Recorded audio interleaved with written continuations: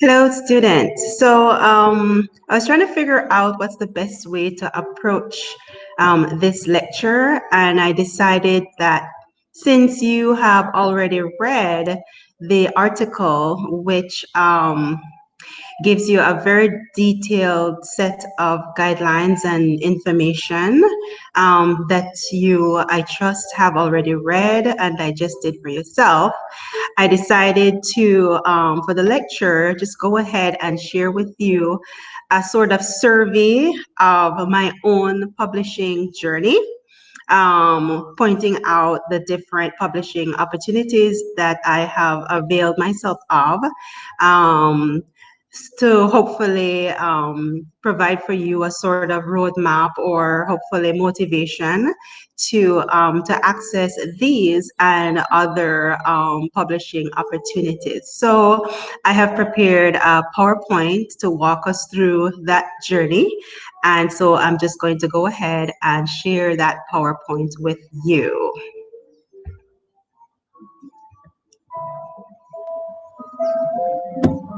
Coming right up.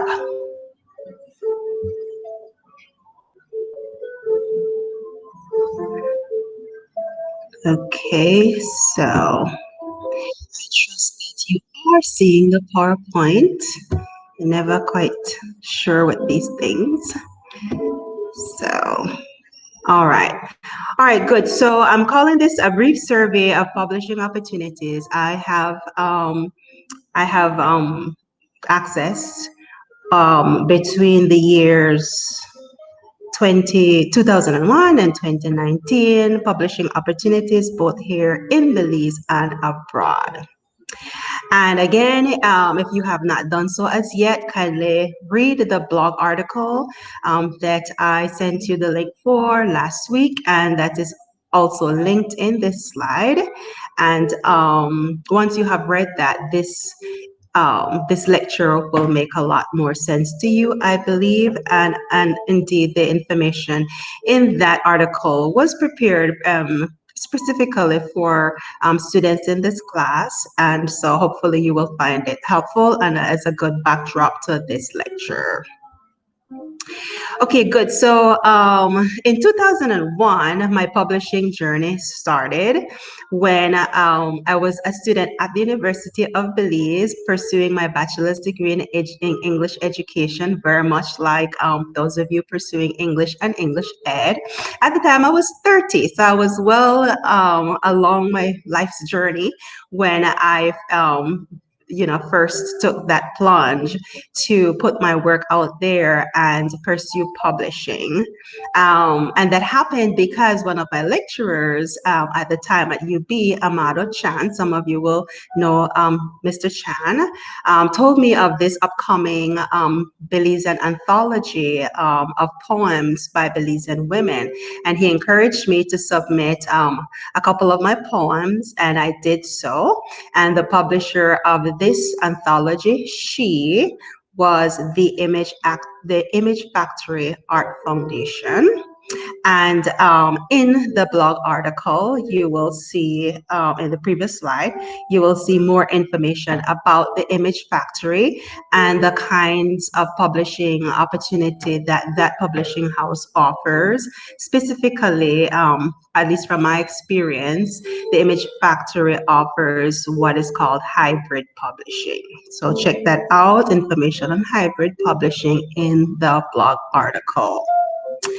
And then the following year in 2002, thanks to the exposure that I had gained from the She Anthology and my involvement in related writing activities and events, in 2002, I was invited to submit a short story to another women's anthology.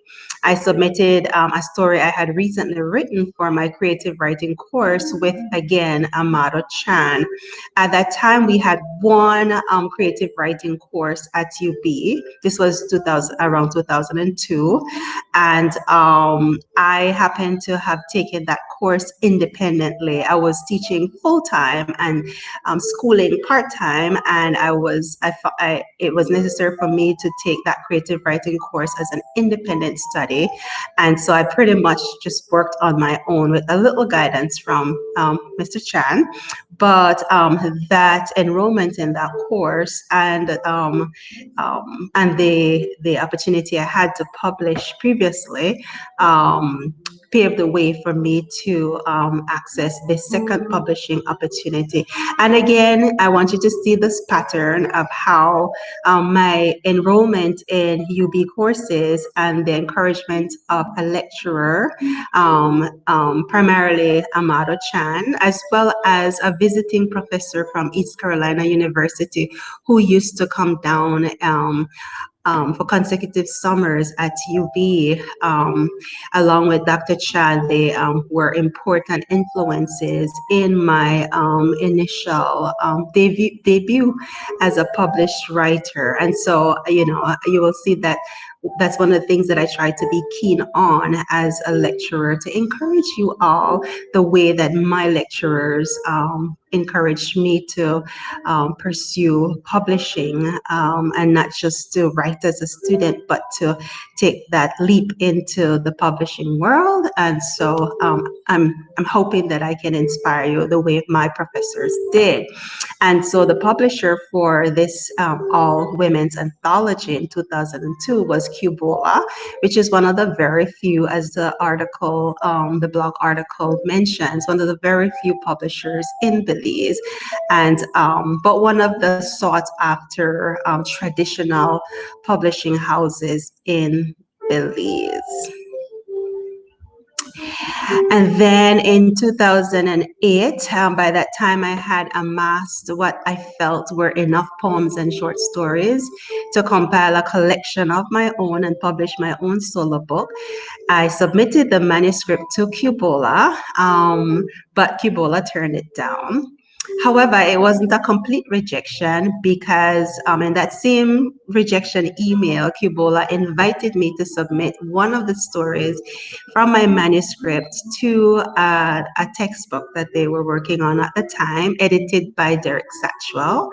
And thereby, my second short story, If You Can't Catch Harry, was published in this anthology that's used as a textbook in many secondary schools in Belize. Some of you might have studied this book, or volume 1, The Alchemy of Words, in high school. So the lesson learned here from this experience is that you don't catch feelings when your work is rejected. You keep moving forward, keep submitting, because other opportunities will open up. And then in 2008, that same year, a traditional publisher with whom I had previously published invited me to submit a story to be included in another all-women's anthology. But I was grateful for the opportunity, of course, but I decided to turn down that offer because, having published previously with that traditional publisher, although it was a well-established traditional publisher and sought after, I did not feel that the story I had submitted and had published with them previously was sufficiently vetted or rigorously edited. And by that time, I had gotten enough experience as a writer that I was becoming more keen on making sure that whoever published my work took care to edit it at a very high level. And so I turned down that particular offer. And the takeaway from that is that publishers aren't the only ones who get to pick and choose. We as writers must know what's best for us, and choose only those publishing opportunities that align with our goals as writers. And then in 2009, after my first unsuccessful attempt to have my first book published by a traditional publisher, I decided to submit the manuscript to a hybrid publisher. And in 2009, my debut solo collection was published, with two of the stories and two poems having already been published in previous anthologies, and having by that time participated in numerous literary events. I was able to attract a pretty decent crowd at my book launch for my debut book, Point of Order, Poetry and Prose, which contains 31 poems and 4 short stories. The publisher for that book was Ramos Publishing in Belize City. It is now defunct, but it was owned by journalist Adele Ramos, whom some of you know, and she had previously published other titles, including Evan X. Hyde's nonfiction work, Sports, Sin, and Subversion, which I highly recommend you read as a good exemplar of a creative nonfiction work. Evan Hyde is an excellent, not only journalist, most of you know him in his capacity as a journalist, and the publisher of the Amanda Law, but he also has published poetry and memoirs, and of course a number of essays, and so Sports, Sin, and Subversion is one of his nonfiction works that I recommend to you, as well as Excommunication is his collection of nonfiction prose and essays. Highly recommended. It's no longer in print, but you should be able to find copies at the library, at your local library, and indeed at the National Heritage Library in Belmopan. And yeah, I don't think the publisher is Angelus Press, but I don't believe that they have copies on the shelves. But you could check and find out. You never know. But yeah, so that was my debut publishing opportunity, or publishing of my own book, and it was a very exhilarating experience, I can tell you. And it was lovely to have a lot of my previous classmates from UB, people who were in my class, the way you guys are classmates together. My professors, the Edgel was there. That was pretty cool. And family, friends. It's a beautiful thing. And I'm hoping that those of you who are very serious about pursuing a career as a writer, even if it's just a side career, a parallel career, along with something else, that you will be able to experience the joys of publishing and having a book launch, which is a celebration of not only the book, but of, the literary arts itself. So it's a little history on that. And then in 2011, I was wrapping up my master's degree program at East Carolina University. And for one of my creative writing courses, we were required to submit at least one of our works to a publisher. And I went straight top shelf and I submitted one of my stories to Callaloo, which is a very prestigious literary journal. The work got rejected. I don't remember if I got a rejection letter. Probably, hopefully, but still, it was the first of many of many other rejections to come. But also, in the midst of all of that, there have been successes and rejections, but I continued to move forward. And so the lesson there that I want to impart with you is that yes, each rejection, you will find that each rejection sucks. And a lot of students are inhibited by that. They don't want to submit their work. They're afraid that they will be rejected. But I can tell you from my almost 2 decades of experiences that yes, each rejection sucks.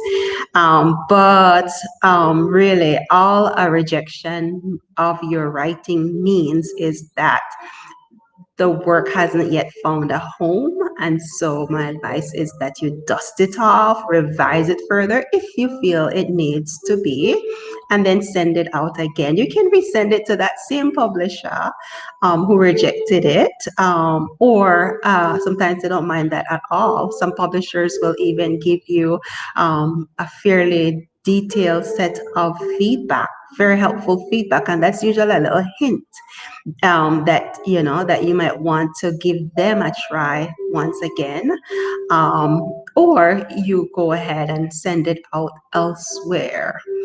So yeah, rejection is very much a part, or being declined. That's probably a nicer word, right? Very much a part of the writing life, and so you embrace it, right? You just do what you need to do, and don't be discouraged by any rejection. And then in 2014, I accepted an invitation to submit a poem to this new Belizean, at that time, Belizean e-magazine. And, I tried to avail myself of such opportunities of local publications, which in this case, this one, Bafo, contains works by multiple poets, writers, and visual artists.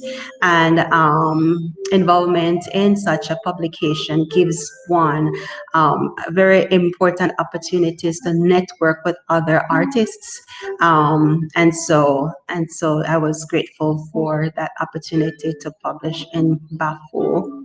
And Bafu is published by the Image Factory Art Foundation, and it's a project that's run by a group of younger writers, relatively younger writers, and so I do believe they're still around.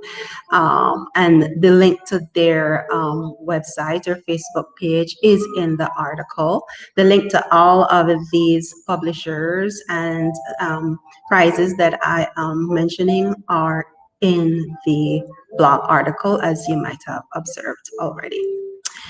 In 2014 also,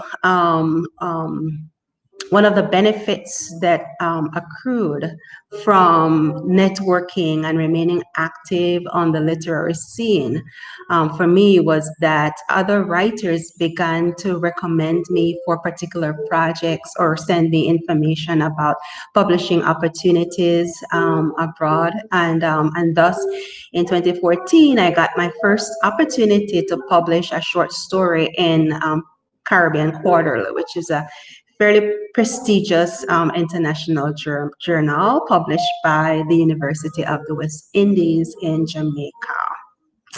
And again, the blog article contains information on submitting to literary journals or magazines.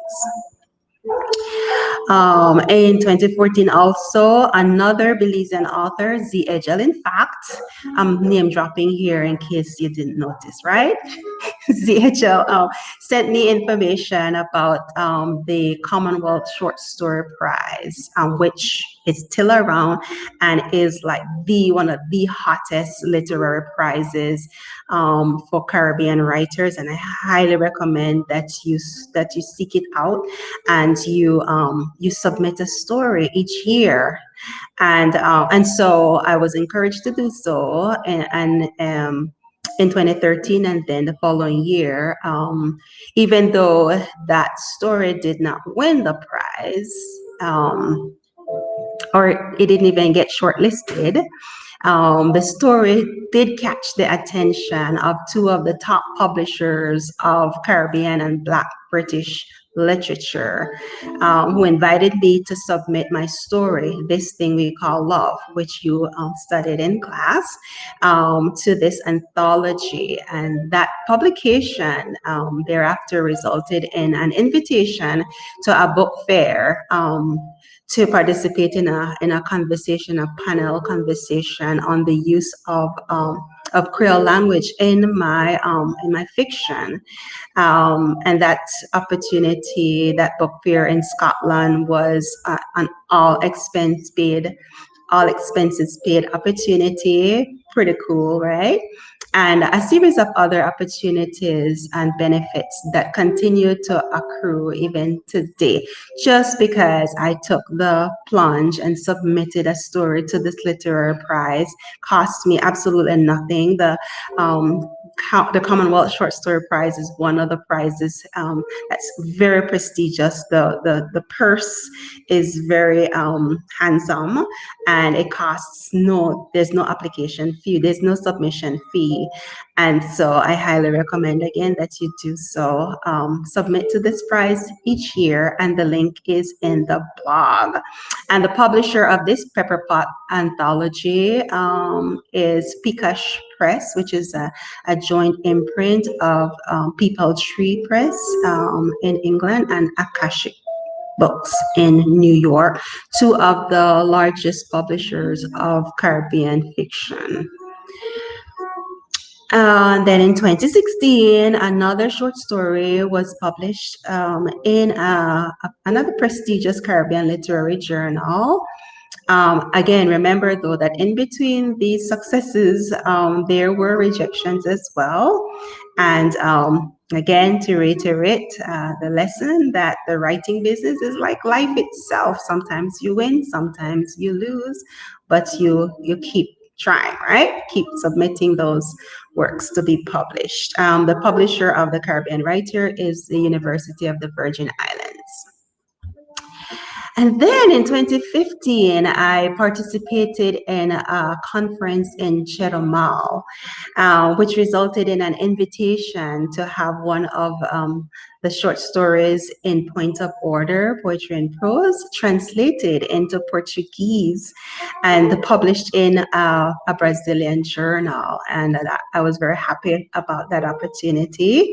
And the publisher for that, the journal is Revista Literária em Tradução, Portuguese.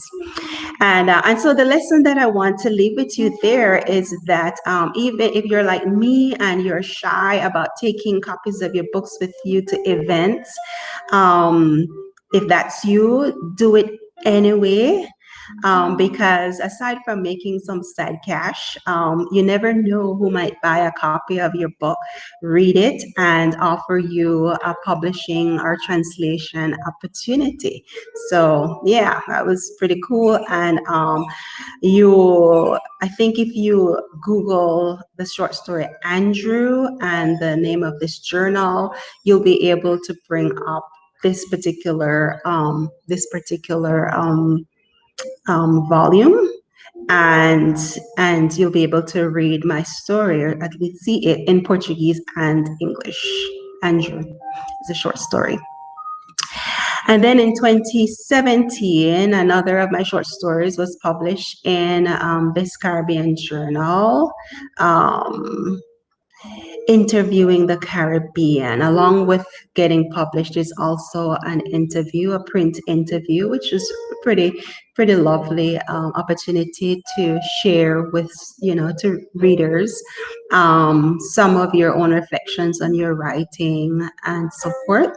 And so this publication is the publisher of this journal is Opal Adisa Palma, a well-known Jamaican writer. And so, yeah.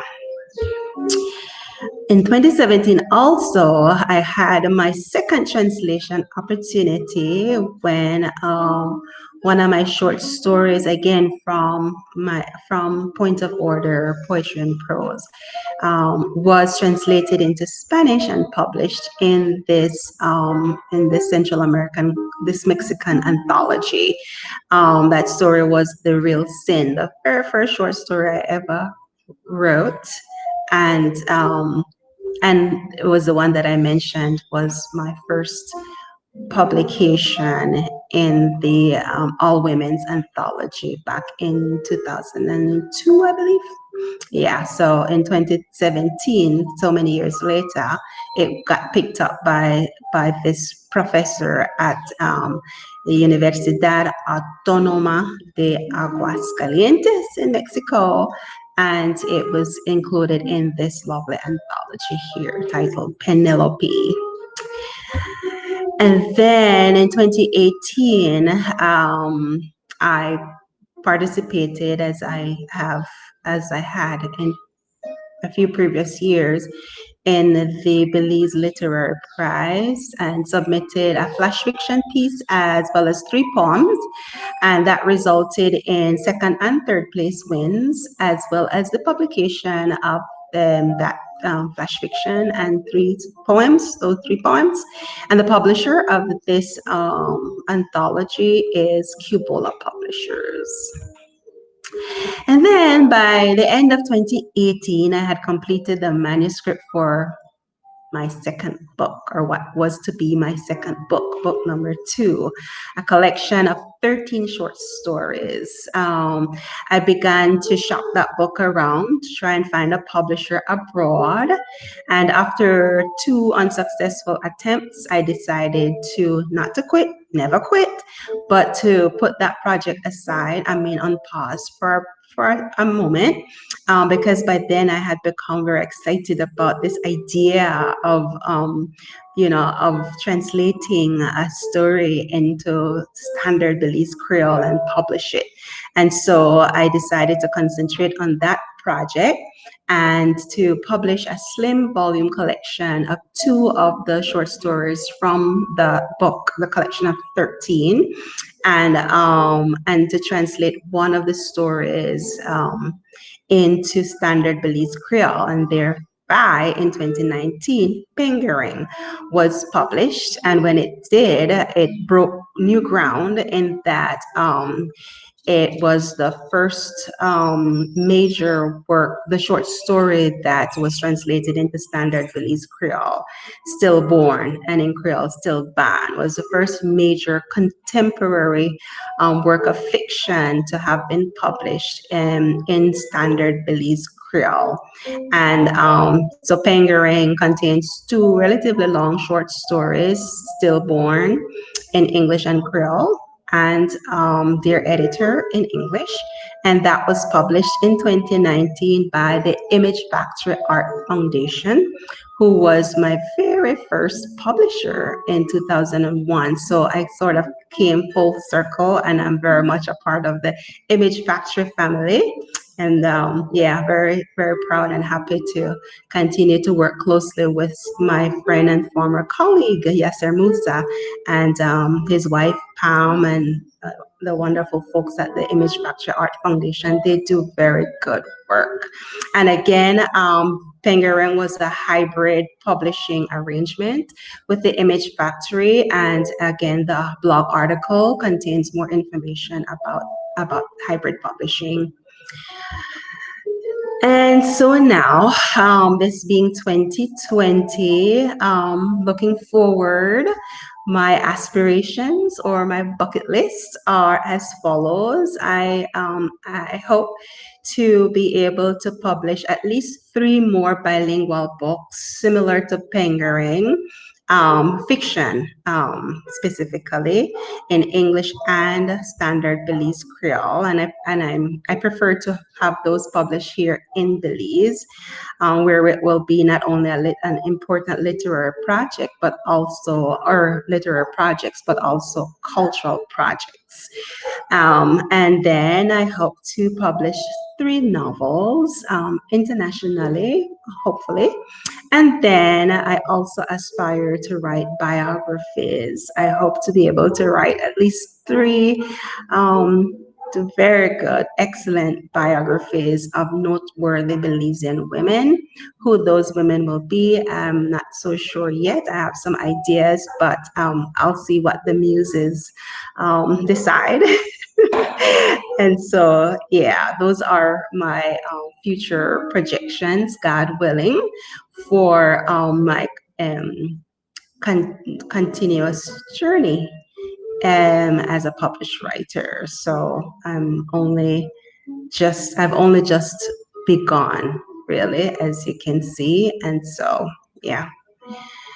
And my final thoughts to you students is that as you have seen in this short survey, I have demonstrated some of the publishing options that I have taken advantage of over the years, including traditional publishing and hybrid publishing, and local publishing and international publishing. And I hope that this information will help you to begin or boldly continue your own publishing journey. And I also encourage you to do all that you can, even now, and certainly into the future, all that you can to help to create a robust and highly functional and prolific literary landscape in Belize, literary culture in Belize.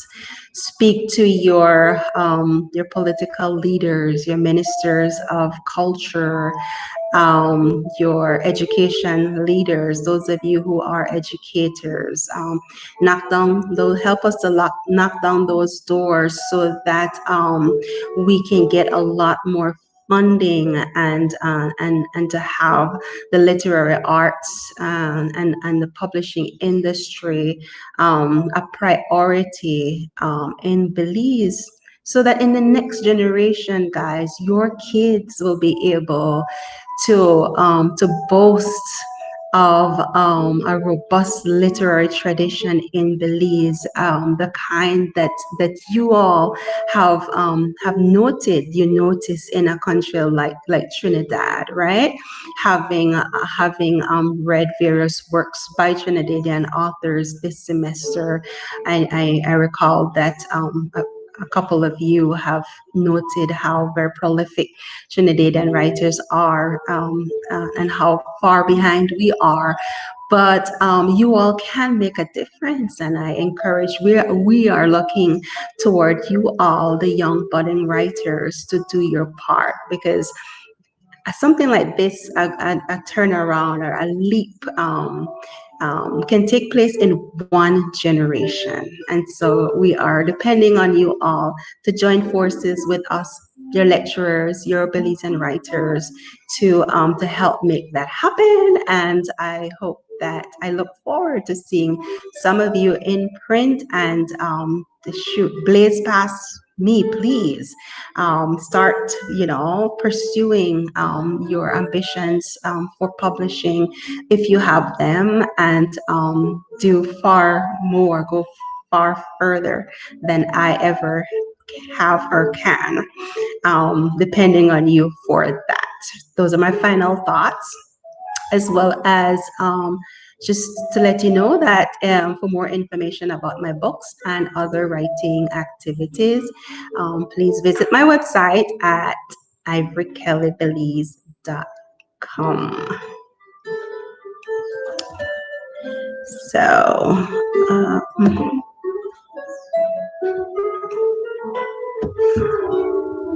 all right, so there you have it. Thank you for your attention. Remember that if you have any questions about anything that I have mentioned in this lecture, when we meet on Thursday morning for our write-in, feel free to ask your questions or make your comments. I'll be setting aside the first 10 or 15 minutes of our write-in session on Thursday morning to facilitate any questions or comments that you might have about either the lecture or the information in the article. So see you all on Thursday. Remember that the write-in, those of you who wish to come over and socially distance can do so here at in University Heights at my place. But others we will joining via Google Meet via our usual class meeting space, Google Meet space. And so I'll see you on Thursday. Bye.